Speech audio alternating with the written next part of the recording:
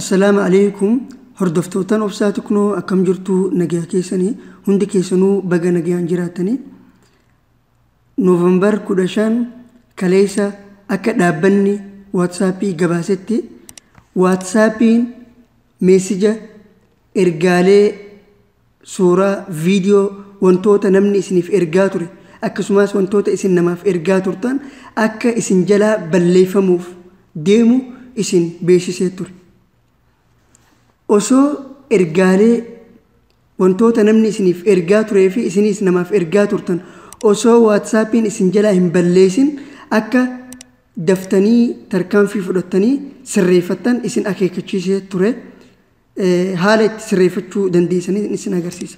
Kun WhatsAppiin asirratti maal jedha? WhatsApp is going to delete all your messages. Here is how to save them forever.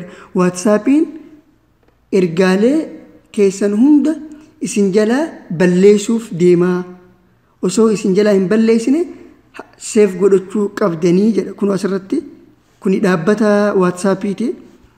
WhatsApp is going to delete your chat archive unless you take immediately action. Kanaafuu daftanii osoo WhatsAppiin isin jala hin balleessine sirreeffachuu qabdanii waan jedhu dabarsee ture dhaabbanni WhatsAppii jechuudha. Wantoonni isin namaa dabarsaa turtanii fi namninis gama WhatsAppiitiin isiniif dabarsaa ture osoo isin jalaa hin balleeffamne haala itti sirreeffachuu dandeessaniin viidiyoo irraa keessatti isin agarsiisa. Hanga xumura viidiyoo kanatti nu waliin tura.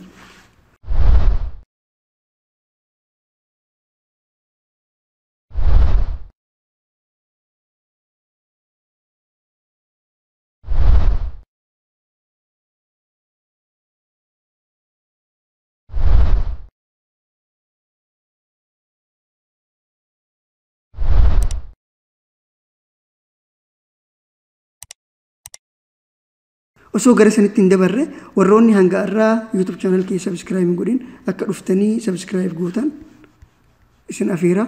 Asirratti obsaati kunoo jettanii barreessitan achi booda subscribe jee kadiimatu kana yeroo tokkoof irratti tuutan san booda qastii kana irratti yeroo tokko tuutan beeksisni notification yeroo viidiyoo gadhiise akka isiniif dhufu jechuudha. Okay, gara barumsa guyyaa irratti isin dabarsa. Akkuma roof isin agarsiisetti dhaabbanni WhatsAppii meesija isin namaaf dabarsaa turtan akkasumas namni isiniif ergaa ture akka isin jala balleeffamuu taa'u isin beeksisee ture. Kanaafuu osoo isin jala hin balleessine akka tolfattan isiniif ibsanii turan warri dhaabbanni WhatsAppii haala osoo meesijni isin namaa dabarsitaa turtan akkasumas meesija namni isiniif dabarsaa ture osoo isin jala hin balleeffamne haala daftanii osoo hin balleeffamne duratti sirreeffachuu dandeessan isinitti agarsiisa.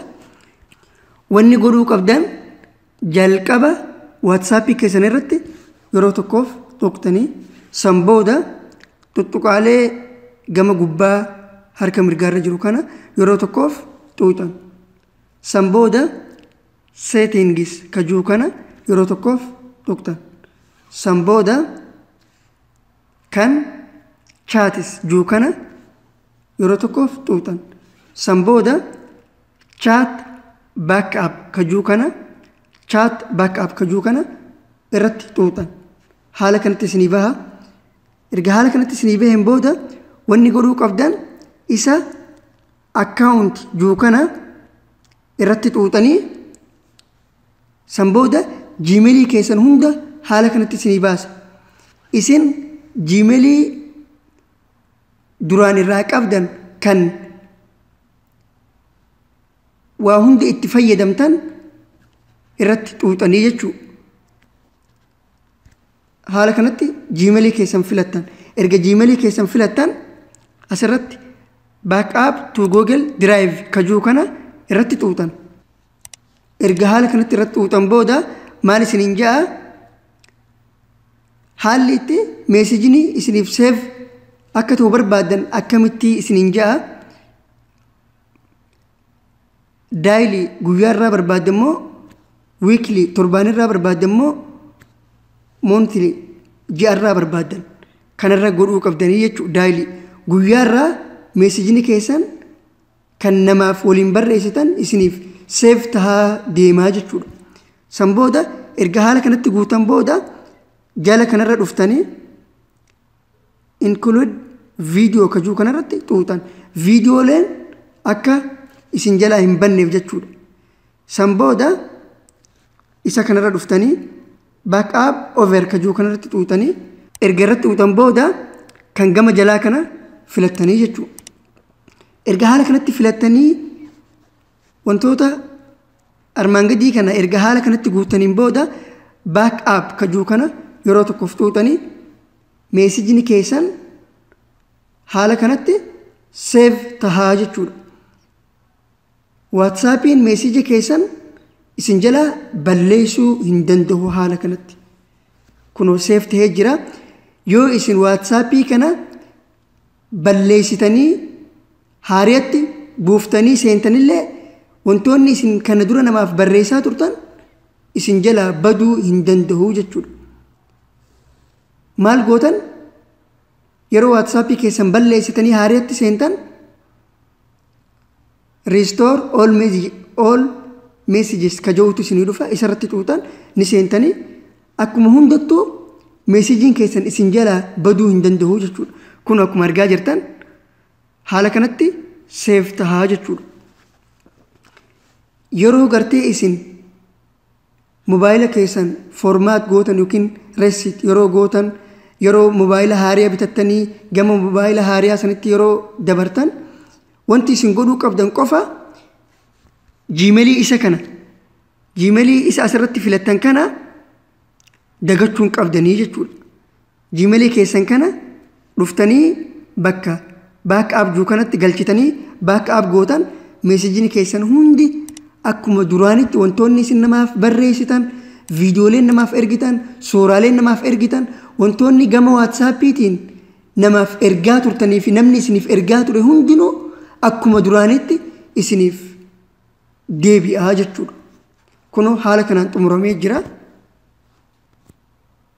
Amma wantoonni ani kana dura namaaf barreessaa ture hundinuu haaluma kanatti jiraa jechuudha. Mee tokkoon akka fakkeenyaatti isin argisiisa.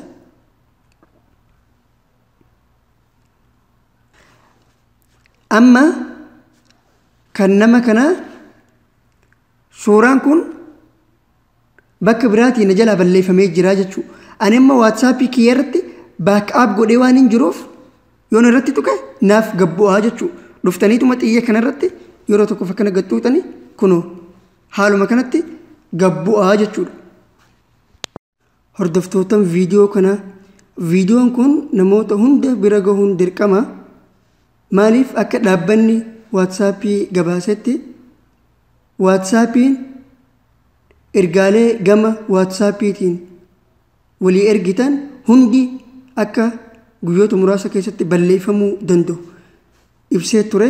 Kanaafuu namni hundi akka osoo jalaa hin balleeffamne WhatsAppii isaarra galee haala roofu isin agarsiise kanatti backup akka godhatuuf viidiyoo kana nama hundaaf share godhaa biraan naa gaha. Viidiyoo YouTube irratti warri daawwachaa jirtan viidiyoo YouTube irratti like godhaa.